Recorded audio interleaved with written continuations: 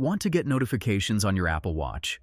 In this quick guide, I'll show you how to fix notification issues, especially if you're not getting alerts from specific apps like the Mail app.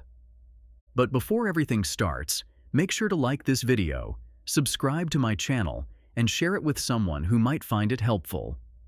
So, let's start by opening the Watch app on your iPhone. Once you're in, scroll down and tap on Notifications. From the list of apps, find and select Mail.